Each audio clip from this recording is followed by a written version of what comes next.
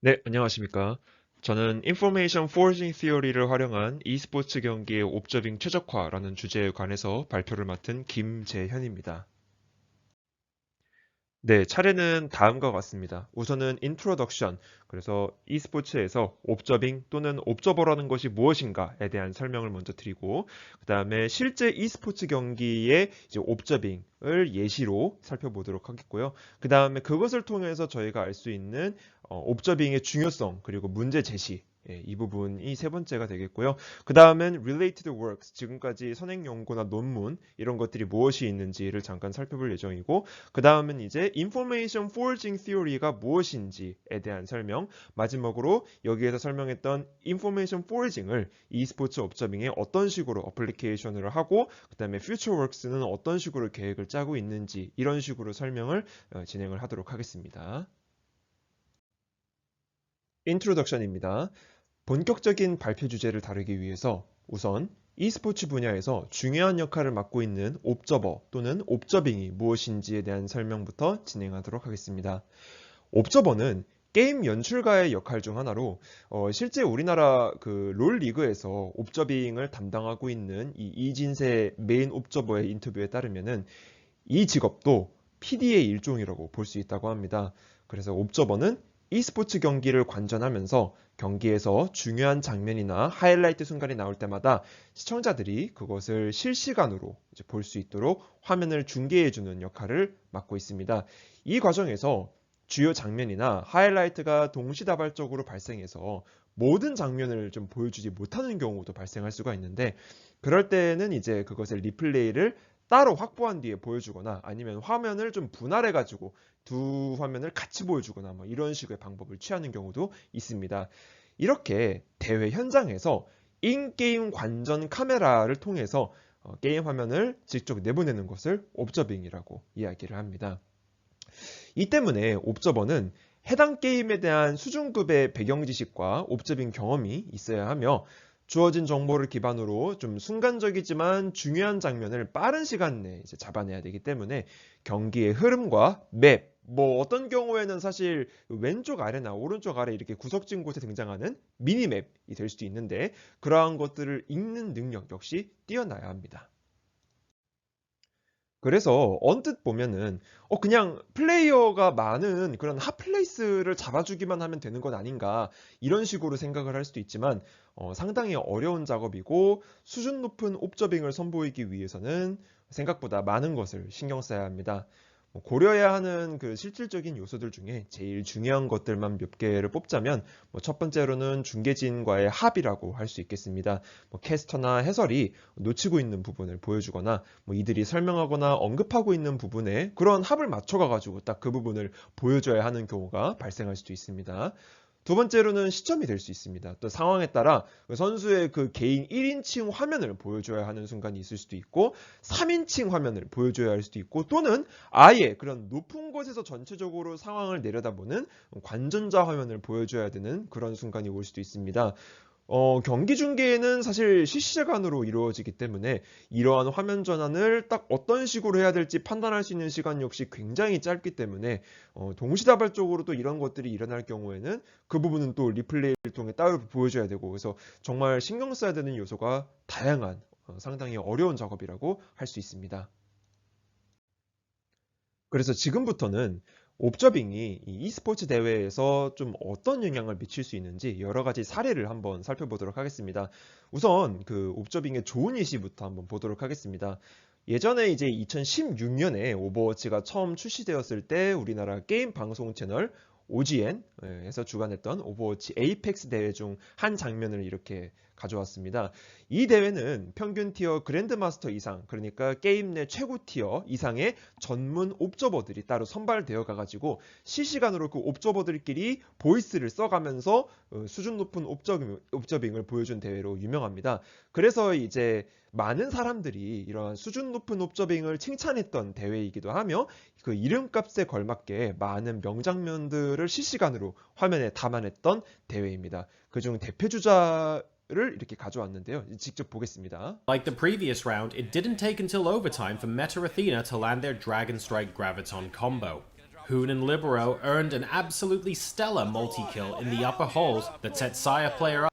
네, 이렇게 해당 영상에서는 두 명의 선수, 이 왼쪽을 보시면 이 리베로라고 하는 이 선수와 훈이라고 하는 선수, 이 두 명의 선수가 자신들이 갖고 있는 궁극기를 이용해서 연계 플레이를 보여주는 장면들이 나옵니다. 그래서 옵저버의 경우 이제 이런 식으로 팀파이트가 본격적으로 보여줄 때 훈 선수의 이런 궁극기 사용을 먼저 보여주고 그 다음 바로 아래층에서 이렇게 리베로 선수가 궁극기를 사용하는 모습을 또다시 차례대로 보여준 후에 마지막으로는 이렇게 3인칭 반전자 시점에서 연계 플레이의 결과를 보기 쉽게 전달해 주었습니다. 그래서 이 모든 과정이 생중계로 이루어졌다라는 것을 저희가 생각을 해보면 옵저버들이 선수들의 궁극기 상황을 보고 선수들이 지금 이러한 상황에서 이런 식으로 팀 플레이를 할 것이다 라는 것을 미리 예측을 하고 이러한 영상들을 차례대로 보여줬다라는 것을 저희가 추측을 해볼 수 있습니다. 그래서 이 영상은 사실 지금까지도 사람들의 입에 많이 오르내리는 아주 훌륭한 옵저빙의 한 예시라고 볼 수 있겠습니다. 옵저빙의 좋은 예시 그 두 번째입니다. 롤 e스포츠 경기에서 우리나라 롤 e스포츠 경기에서 오랜 시간 동안 옵저버로 활약을 해왔던 조나스트롱 이진세 PD인데요. 그래서 롤 역시 우리나라에서 진행을 하는 리그 옵저버가 해외 옵저버들보다 수준이 그래도 조금 더 높은 것으로 유명합니다. 그래서 해당 영상은 올해 롤드컵 4강에서 나왔던 한국 대표팀 T1과 중국 대표팀 JDG 간의 경기 하이라이트 중 한 장면입니다. 그래서 우리나라에서 열려가지고 옵저버들도 이제 우리나라 옵저버들을 사용을 했는데 영상을 보시면 맵의 위쪽 지역에서 전령이라고 하는 이 주요 오브젝트를 두고 선수들이 각축을 벌이고 있습니다. 네. 369도 애매하게 풀을 안 아낀 건 좋다고 봐야 될 것 같고 아직 이제 지금 T1 네, 이런 식으로 맵의 위쪽 지역에서 이 전령이라는 주요 오브젝트를 두고 선수들이 싸우고 있는데 쪽에서 생각을 하고 있습니다. 이 전력 쪽 싸움. 그러니까 이게 렐이 아직 5렙이라 이렇게 보시면 몇몇 선수들은 또 그 팀 파이트를 도와주기 위해서 맵의 아래에서 위로 올라가고 있는 것을 확인을 할 수가 있습니다. 좀 불안한 요소는 있는데 그래도 T1 자, 그런데 이와 동시에 맵의 맨 아래쪽에서 갑자기 각 팀의 선수, 이 룰러라는 선수와 구마요시라는 선수가 갑자기 1대1로 전투를 벌이기 시작합니다. 이대로 포기할 수 없다고 판단 내리고 봐서 구매시가 발표했어요. 네, 그래서 옵저버는 이 위에서 벌어지는 전령 싸움과 아래에서 벌어지는 1대1 간의 원딜 싸움을 동시에 보여주기 위해서 화면을 아예 반으로 분할해가지고 모두 보여주는 것을 확인하실 수 있습니다. 나서 아지르가 찌르면서 상황 보고 있고요. 맞습니다. 일단 레나타가 6 찍고 왔어요 지금. 자 밀어냈는데 페이크. 네, 그리고 아래쪽에서 잠시 벌어졌던 싸움이 소강 상태로 접어들자마자 위에서 벌어지는 싸움에 다시 화면이 온전히 집중됩니다. 아지르 마무리 잡고 네, 이런 식으로 시청자들은 실시간으로 경기에서 벌어진 모든 주요 장면들을 자연스럽게 볼 수 있게 되는 좋은 옵저빙 예시라고 볼 수가 있겠습니다. 이와는 반대로 옵저빙의 수준이 좋지 않아서 시청자들의 몰입과 집중을 방해했던 사례도 있습니다. 블리자드에서 2018년부터 직접 주관했던 오버워치 리그가 그 대표적인 예시인데요.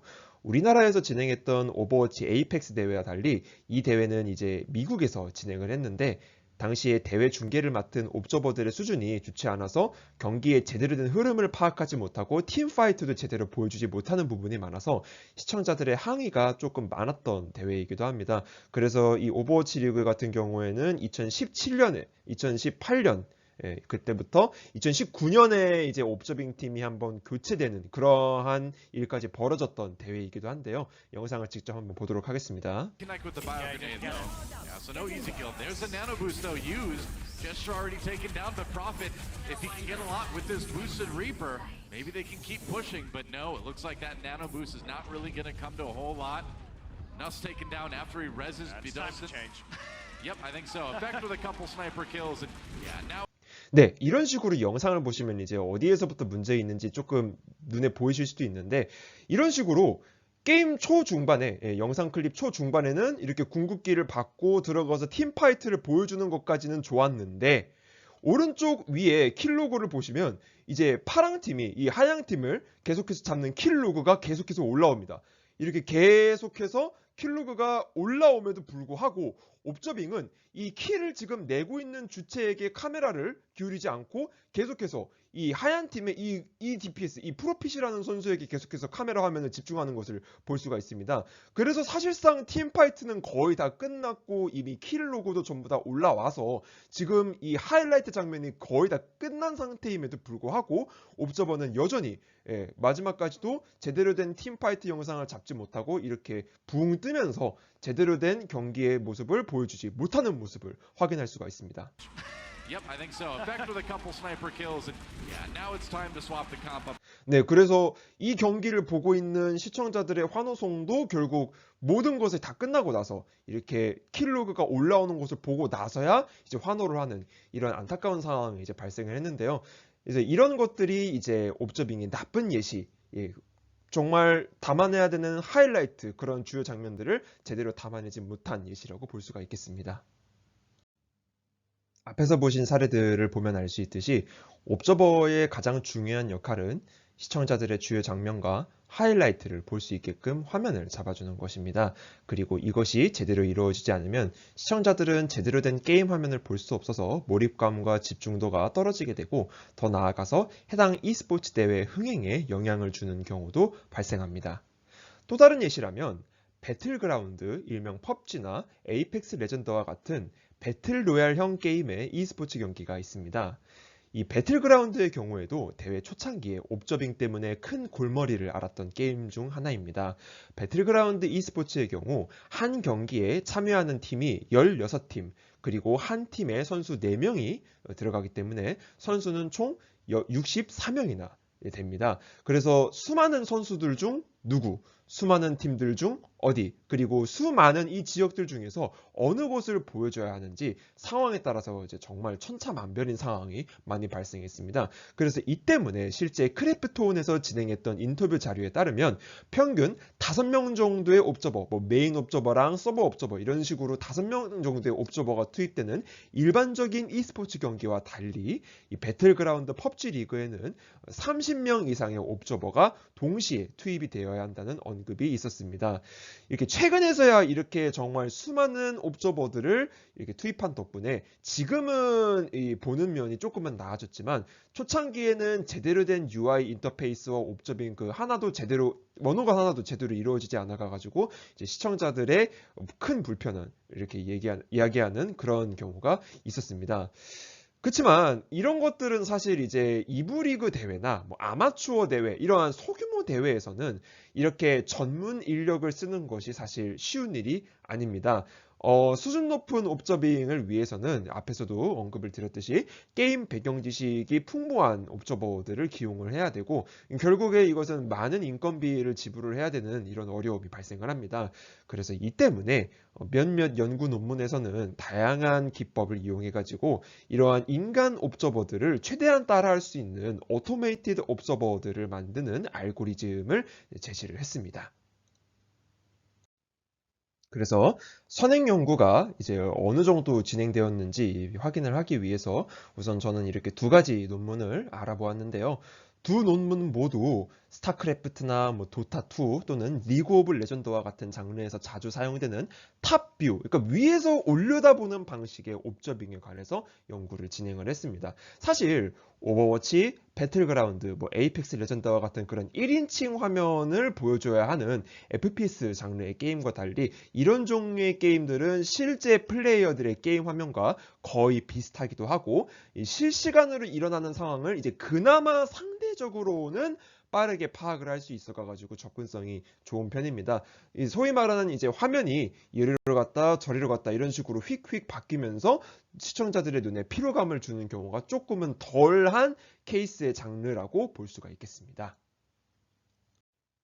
네, 첫 번째 논문인 A Novel Learning to Rank Method for Automated Camera Movement Control in Esports Spectating입니다. 여기에서 이제 사용한 메서드는 러닝 투 랭크 알고리즘 중 하나인 이제 ADA-RANK라는 모델을 사용했는데요. Adapted Ranking의 이제 줄임말이라고 이야기를 합니다. 해당 논문에서는 도타2라는 게임을 이용해서 분석을 했습니다. 여기서 사용한 기법을 최대한 간단하게 리뷰 형태로 설명을 드리자면 결국 사실 여기에서도 정의한 키포인트, 즉 키 프로블럼은 앞에서랑 거의 동일하게 관전 카메라를 언제 그리고 그때 어디에 위치시켜 놓을 것인가가 됩니다.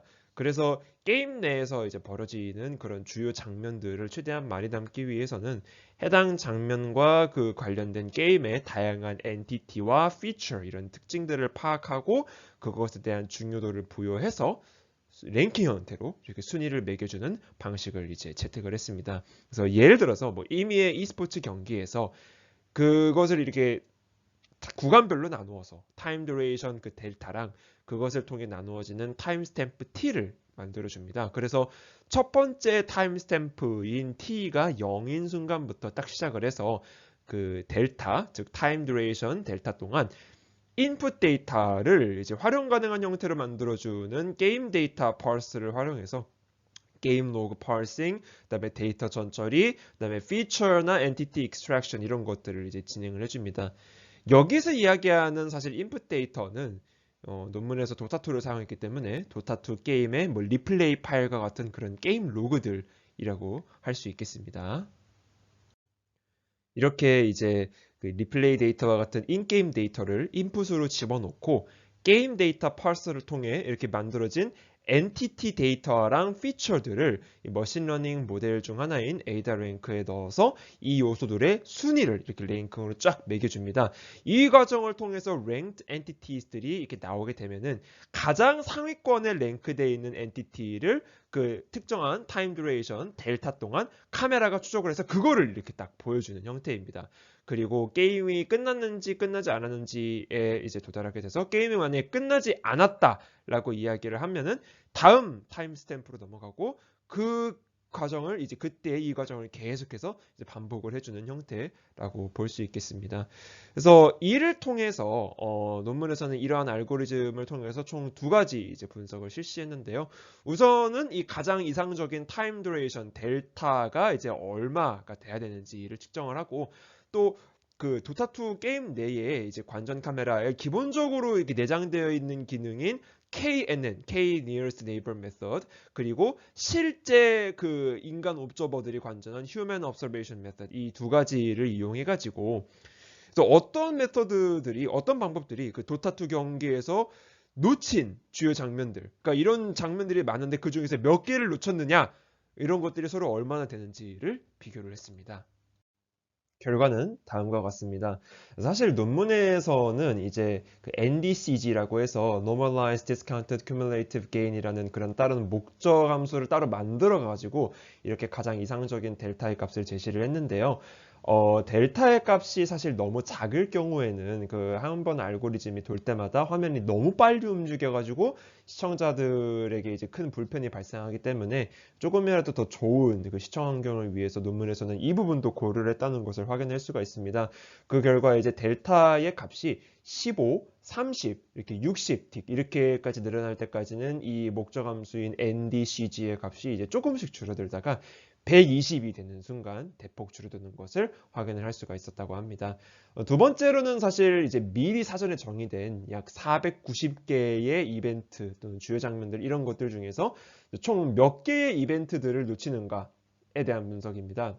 그래서 연구에서 이렇게 본격적으로 제시되었던 에이다랭크 메서드와 그 인게임 도타2에 기본적으로 내장된 KNN 베이스드 메서드 그리고 인간 옵저버들의 사례 총 3가지 결과를 놓고 몇 개를 놓쳤는지를 비교해 본 결과 이제 논문에서 제시를 하는 방법이 상대적으로 미스가 적었다라고 이제 결론을 지을 수가 있었습니다. 그래서 논문에서는 이 테이블 두 가지 레설트 테이블을 토대로 시청자들의 시청하는 그 스펙테이팅 익스피리언스까지 같이 고려를 해가지고 델타의 값이 60 그러니까 2.0초일 때가 가장 최적이다라고 이제 결론을 지은 모습을 확인하실 수가 있습니다. 두 번째 논문인 Learning to Automatically Spectate Games for Esports Using Object Detection Mechanism입니다. 그래서 이 논문에서도 사실 이제 Object Detection Mechanism인 뭐 머신러닝 기법 그 중에서도 마스크 RCNN이라는 메서드를 사용했고 앞에서는 사실 도타2를 관해서 다루었는데 여기에서 사용한 인게임 리플레이 파일은 이제 스타크래프트 데이터를 사용했습니다.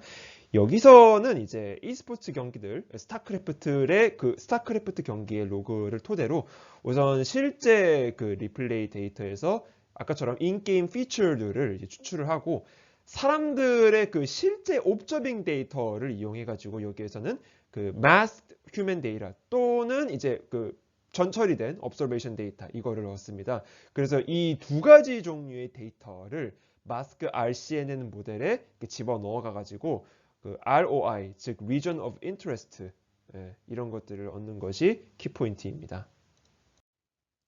그렇다면 그 마스크 RCNN이라는 메서드가 무엇이냐라는 이제 궁금증이 생기실 수도 있는데 그 부분에 대한 추가 설명을 위해서 이렇게 슬라이드를 하나 더 마련을 했습니다. 본래 마스크 RCNN에 대해서 자세히 설명을 하려면 RCNN, 뭐 Fast RCNN과 Fast RCNN 이런 것들을 다 차례차례 말씀을 드려야 하겠지만 요점만 정리해서 최대한 간단하게 설명을 드리기 위해서 RCNN이 무엇인지부터 짧게 인트로덕션을 하도록 하겠습니다. 그래서 RCNN 같은 경우에는 사실 Region Based CNN 모델로 인풋된 특정 이미지나 아니면 데이터에서 관측하고자 하는 특정 오브젝트들을 이제 볼 뿐만 아니라 그 오브젝트들의 구체적인 위치까지 사실 탐색을 할 수 있는 오브젝트 디텍션 메커니즘이라고 할 수 있겠습니다. RCNN에서는 이렇게 특정 오브젝트들이 있을 만한 잠재적인 곳들을 쏙쏙 판별해서 제한을 해줍니다. 이것을 Proposed Region이라고 하는데 이렇게 제시된 구역마다 길이가 정해진 피처 벡터들을 각각 뽑아내기 위해서 이제 미리 정해진 Pre-trained CNN을 사용을 하게 됩니다. 여기에서 사실 이제 그치지 않고 각 그렇게 이제 proposed된 지역은 클래시피케이션 작업을 용이하게 해주는 클래스 레이블이라는 것을 받게 되고 또 로케이션을 의미하는 바운딩 박스 데이터를 또 받게 됩니다. 이러한 RCNN 과정을 조금 더 최적화시켜서 프로세스를 전반적으로 더 빠르게 진행을 시켜주는 메서드가 Faster RCNN이라고 보시면 되겠습니다. 그래서 마스크 RCNN은 여기에서 그치지 않고 그 각 개체들의 인스턴스 세그멘테이션까지 가능하게 만들어주는 기법이라고 할 수 있습니다. 이렇게 아까 제시된 각 proposed region이 클래스 레이블이랑 바운딩 박스 이 데이터를 받는 것까지는 비슷하지만 여기에서 한 발짝 더 나아가서 각 지역이 특정 오브젝트 우리가 보고자 하는 그 오브젝트를 포함하고 있는지 아닌지의 여부를 알려주는 이진법 데이터인 바이너리 마스크 데이터 또는 세그멘테이션 마스크 데이터 이것까지 부여를 해줍니다. 해당 논문에서는 이렇게 어려진 이제 마스크 데이터랑 바운딩 박스 이렇게 두 가지 데이터를 사용해서 각각 이제 quantitative analysis랑 qualitative analysis 이렇게 두 가지 방식으로 이제 결과를 분석했는데 그 결과는 이제 왼쪽 표와 같았습니다. 첫 번째는 일단 그 마스크 데이터를 이용한 quantitative analysis입니다. 논문에서 사실 언급했던 다양한 메서드들과 실제 이제 인간 옵저버들이 관전한 게임 화면들이 얼마나 서로 오버랩이 되는지, 그러니까 누가 인간들의 그런 그 행동 패턴들을 가장 잘 따라갔는지를 분석을 했습니다. 그래서 왼쪽에 사실 보이는 이 세 개 BC랑 뭐 SSCAIT, 뭐 AIAD 이런 것들은 인게임에 원래부터 내장되어 있는 옵저빙 AI고 그다음에 사람 한 명의 관전 데이터를 가지고 진행한 마스크 RCNN, 5명의 데이터를 가지고 진행한 마스크 RCNN, 그리고 마지막으로 실제 옵저버들이 관전했던 그 게임 화면들 중에서 누가 봐도 이렇게 서로 다 이제 겹치는 ROCI, 즉 Region of Common Interest들을 이렇게 미리미리 파악한 데이터를 가지고 진행한 마스크 RCNN, 이렇게 굉장히 다양한 메서드들이 있는 것을 확인을 할 수가 있는데요. 이렇게 하나, 둘, 셋, 넷, 다섯에서 7개의 이제 방법을 가지고 분석을 해본 결과 제일 오른쪽에 있는 ROCI를 이용한 마스크 RCNN 방법이 게임 프로그레션 뭐 1분기, 2분기, 3분기, 4분기 이렇게 진행이 될 때마다 오버랩 수치가 최대였다라는 것을 확인할 수가 있습니다. 그래서 다시 말해서 이 메서드가 실제 그 전문 옵저버들의 그 뷰 화면과 가장 많이 겹쳤으니까 결과가 제일 좋다 이런 식으로 이야기를 할 수가 있겠고요. 두 번째는 이제 바운딩 박스 데이터를 이용한 qualitative analysis입니다. 그래서 테이블 6의 아래 거를 보시면 일반화 테스트가 나오는데 이것이 그 결과를 보여주고 있습니다. 그래서 스타크래프트에서 종족을 이제 다르게 세팅을 했을 경우 또는 맵을 다르게 세팅을 했거나 아니면은 뭐 시작 지점을 다르게 했을 경우 등등 특정한 변수 몇 개를 다르게 설정을 한 후에 경기 내에서 반드시 보여줘야 하는 이러한 특정 주요 상황에서 어떤 방법이 가장 빠르게 적응해서 시청자들이 그 원하는 화면을 딱딱 보여줄 수 있는지 분석을 한 결과입니다.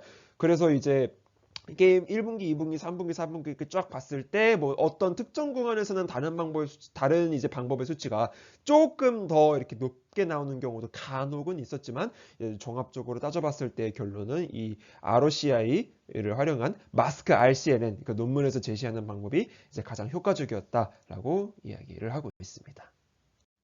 지금부터는 Information Foraging Theory가 무엇인지에 대해 이야기를 해보도록 하겠습니다. 그래서 해당 개념은 사실 1999년에 처음 제시된 이론으로 foraging이라는 뜻은 우리말로 수렵 또는 채집이라는 의미를 갖고 있습니다. 그래서 우리가 사는 사회랑 시스템이 이제 날이 갈수록 복잡해지면서 정보를 습득하는 것이 좀 어려워졌고 사람들은 점차 효율적으로 정보를 수집하는 방법을 찾기 시작했는데 여기에서 제시하는 사실 Information Foraging Theory는 마치 동물이 실제로 자연에서 먹이를 찾고 선별을 하는 프로세스처럼 인간이 정보를 선별하고 탐색하고 얻는 과정도 이것과 비슷하게 이제 이루어진다는 이론입니다. 그래서 주어진 환경에서 인간들은 어떤 정보 수집 방식이 가장 효율적인가를 따져봤을 때 우리는 주로 여기 써져 있는 rate of gain이라는 비율을 최대화시키려고 하는 방안을 찾게 된다는 겁니다. 그래서 총 얻는 정보의 양, 이 G라고 하는 이 양을 그 정보를 얻기 위해 투자한 시간과 비용, 이 T로 나눈 값, 이 R을 최대로 만드는 것이 바로 Information Foraging의 목표이며 이것 자체를 사실 Information Diet Optimization 이라고 이야기를 합니다. 그래서 이것은 마치 어떻게 보면 동물들이 야생 속에서 푸드 다이어트를 최적화하려는 맥락과 비슷하다고 볼 수 있겠습니다. 뭐 어떤 먹이들은 이제 바로 앞에 있는데 그 먹이의 양이 얼마 안 되는데 또 그와 반대로 저기 멀리에 있는 먹이 같은 경우에는 먹이의 양이 정말로 많다. 그러면 이제 동물 같은 경우에는 본능적으로 효율을 따져서 어느 곳으로 가야 자기가 가장 효과적으로 먹이를 수렵할 수가 있는가 그런 것들을 따지는 것처럼 인간들도 이랑 비슷한 행동을 한다라는 것이 이 개념의 핵심입니다. 다음으로는 논문에서 제시된 Information Patch랑 Information Cent라는 개념에 대해서 말씀을 드리도록 하겠습니다. 그래서 Information Patch 같은 경우에는 정보들이 많이 모여있는 곳, 이렇게 딱 뭉쳐져 있는 지역이라고 이야기를 할 수가 있겠습니다. 인터넷으로 사실 비유를 하면은 뭐 다양한 정보가 담겨 있는 웹사이트 각각 하나하나를 Information Patch라고 말을 할 수가 있습니다. 그래서 그 Forager 또는 유저들은 해당 패치, 즉 웹사이트에 거기에 남아서 정보를 계속해서 뺄지 아니면 다른 패치, 즉 다른 웹사이트로 이동해서 새로운 정보를 찾을지를 매 순간마다 결정을 지어야 합니다. Information Cent란 앞에서 언급했던 이제 인포메이션 패치들을 찾을 수 있는 큐, 신호 또는 흔적이라고 이야기를 할 수 있습니다. 그래서 자신이 사실 원하는 정보를 얻기 위해서는 이러한 패치들이 어디에 있는지 또한 어느 패치의 방향으로 이렇게 가야 되는지 이런 것들을 파악을 해야 합니다. 센트라는 영단어가 이제 향이라는 뜻을 내포하고 있다는 것을 생각을 하면은 마치 뭐 개 또는 이런 동물들이 냄새를 통해 음식과 먹이를 찾아내는 것과 비슷하다라고 보시면 될 것 같습니다. 그래서 예를 들면 특정 웹사이트를 방문해서 자세히 둘러보기 전에 웹사이트에서 한눈에 파악할 수 있는 제목이나 이미지, 뭐 가장 크게 보이는 핵심 키워드 이런 것들을 보면은 이 웹사이트를 더 봐야 되는지 아니면 그만 봐도 되는지 이런 것들을 대충 파악할 수가 있게 됩니다. 그래서 이런 것들이 그 예시라고 볼 수가 있습니다. 다음은 이제 enrichment라는 것에 대한 개념 설명인데요. 다시 저희가 rate of gain 수식으로 돌아가가지고 이제 분모를 이루는 이 time and cost 비용은 크게 이제 두 가지로 나눌 수가 있습니다. 논문에서는 사실 이것을 between patch 비용이랑 within patch 비용 이렇게 이야기를 했는데요. between patch cost 같은 경우에는 이제 패치랑 패치 사이를 말 그대로 between 이렇게 이동하는 동안에 드는 시간과 비용이라고 할 수가 있겠습니다. 앞선 슬라이드에서 예를 들었던 그 웹서핑으로 다시 한번 비유를 해보면은 여러 검색 엔진과 수많은 웹사이트들 중에서 어떤 링크를 클릭할 것이며 또 특정한 웹사이트까지 가는데 얼마나 오랜 시간과 비용이 드는지 뭐 이런 것들이 between patch cost라고 이야기를 할 수가 있습니다. within patch cost 같은 경우에는 이제 특정 인포메이션 패치 안에서 이렇게 정보를 추출하는데 드는 시간과 비용이라고 볼 수가 있겠습니다. 그래서 그래서 웹서핑으로 비유를 하게 되면은 어떤 한 링크를 이제 클릭을 해가지고 그 웹사이트를 면밀하게 살펴볼 경우 드는 비용. 이라고 할 수 있습니다.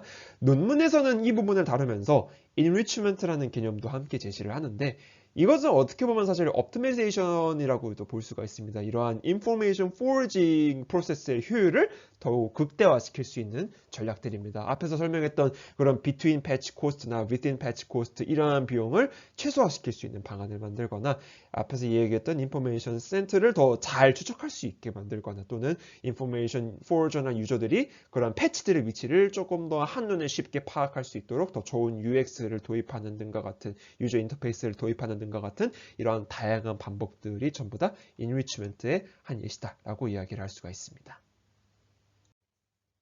이러한 인포메이션 포어징 시어리를 이제 e스포츠 옵저빙에 어떻게 적용할 수 있을지 저희가 생각을 해보면은 대화의 화면을 관전하는 옵저버들은 여기에서 인포메이션 포어저들이라고 정의를 할 수가 있습니다. 그래서 이들의 목표는 시청자들에게 경기의 하이라이트와 주요 장면들, 이 주요 이벤트들을 최대한 많이 보여주기 위해서 짧은 시간 안에 게임 화면에 어느 것을 보여줄지 결정을 내려야 합니다. 그래서 이 인포메이션 포어징을 여기에 적용을 해본다면 옵저버들은 중요한 정보들이 있을 만한 인포메이션 패치들에 사실 신경을 써야 합니다. 뭐 예를 들자면 사실 이제 교전이나 팀파이트 이런 것들이 반드시 일어날 수밖에 없는 주요 장소들이 있습니다. 뭐 오버워치 같은 게임으로 비유를 하자면 점령을 반드시 해야 되는 거점 있는 맵의 한가운데 또는 뭐 리그 오브 레전드로 비유를 하자면은 팀에 강력한 버프를 주는 바론이나 뭐 용 이런 것들이 있는 지점이 될 수 있겠죠. 또한 뭐 팀원들이 단체로 모이는 그룹핑 존 이런 곳들도 높은 확률로 팀 단위의 콜과 움직임이 곧 있으면 일어나는 곳이니까 이것도 역시 어떻게 보면 예시라고 볼 수가 있겠고요. 또한 팀에서 명장면이나 주요 장면을 뽑아낼 수 있는 확률이 가장 높은 스타 플레이어 또는 팀 파이트가 그렇게 본격적으로 벌어질 때 가장 중요한 역할, 시청자들이 가장 보고 싶어하는 그런 가장 중요한 역할을 맡는 키 플레이어들을 중시하는 것도 방법이 될 수 있습니다. 그 다음으로 인포메이션 센트 같은 경우에는 앞에서 언급했던 그런 패치들을 찾아갈 수 있는 신호나 징조가 되기 때문에 사실 동시다발적인 상황이 이제 자주 일어나고 주요 장면이 이제 휙휙 급변해가지고 그 정세가 빠르게 뒤바뀔 수 있는 이제 실시간 e스포츠 경기에서는 이 인포메이션 센터랑 인포메이션 패치의 기준이 조금 모호해질 수도 있지만 인포메이션 패치를 지역 또는 로케이션의 개념으로 저희가 생각을 하고 이 센트는 큐나 인디케이터 또는 그런 징조로 생각을 해서 바라보게 된다면 뭐 이런 세 가지 예시를 들어볼 수가 있을 것 같습니다. 첫 번째는 사실 이제 머신러닝 기법을 사용하게 된다면 이제 후순위로 밀릴 수도 있는 부분이지만 발표 초기에 언급했던 중계진의 리액션이 될 수가 있겠죠. 실제 경기를 생중계할 때는 이렇게 캐스터랑 해설이 언급하는 부분이 이제 인포메이션 센트로 키 observation 포인트가 될 수가 있을 것 같고요. 두 번째는 거의 모든 e스포츠 게임에 존재하는 이제 중요한 타임 스탬프로 경기나 특정 오브젝트 또는 특정 팀파이트의 중요 분기점이 되는 가장 중요한 타임 스탬프 역시 예시가 될 수 있습니다. 뭐 배틀그라운드를 예로 든다면은 특정 시간마다 이제 계속해서 자기당이 줄어들면서 이제 맵에서 있을 수 있는 공간이 계속 줄어드는데 이렇게 특정 시간마다 지도에 안전 지역이 표시가 되는 경우가 딱 타임 스탬프마다 등장을 합니다. 뭐 이런 것들이 예시가 될 수 있을 것 같습니다. 그래서 세 번째는 플레이어들의 체력이나 궁극기 이런 것들을 알려주는 스탯 상태들이 이제 예시가 될 수 있겠습니다. 이는 이제 차후에 있을 팀 파이트나 교전의 승패에 큰 영향을 줄 수 있는 중요한 선수들이 누구인지를 알 수 있을 뿐더러 카메라가 이제 어디를 잡아줘야 될지 단서를 제공해 주기 때문에 이것도 역시 예시로 들 수가 있겠습니다. 그래서 이제 현재까지 사실 제시된 이런 automated observing 메서드는 이렇게 크게 두 가지로 나눌 수 있다고 이야기를 합니다. 첫 번째는 rule based method와 그 다음에 learning based method 이렇게 두 가지인데 rule based method 같은 경우에는 이제 관전 카메라가 이렇게 사전에 미리 딱 룰을 통해서 정의된 주요 이벤트들을 추적하는 형태고 learning based method 같은 경우에는 이제 뭐 머신러닝의 과정 대표적이겠지만 앞에서 언급했던 그런 논문들 이외에도 다양한 메서드를 사용하거나 아니면 이 두 가지 메서드를 조금 이렇게 섞어서 융합적인 형태의 메서드를 사용한 연구가 다양하게 나오고 있습니다. 그래서 미리미리 이런 대규모 팀 파이트들을 예측을 한다던가 아니면 미리 정의된 이벤트들을 타입을 이렇게 나누어 가지고 그 중요도를 판별하는 이런 메서드들이 계속해서 이제 나오고 있는데 앞으로 이제 퓨처 워크라고 한다면은 앞에서 이야기를 드렸던 인포메이션 포어징 메서드랑 그 다음에 이렇게 다방면의 머신 러닝 메서드를 활용해 가지고 이러한 주요 장면과 하이라이트들을 더 효과적으로 담아낼 수 있는 효율적인 옵저빙 모델을 만들 수 있는 방안에 대해서 앞으로 이제 연구를 해볼 예정입니다. 네, 이것으로 발표를 마치도록 하겠습니다. 감사합니다.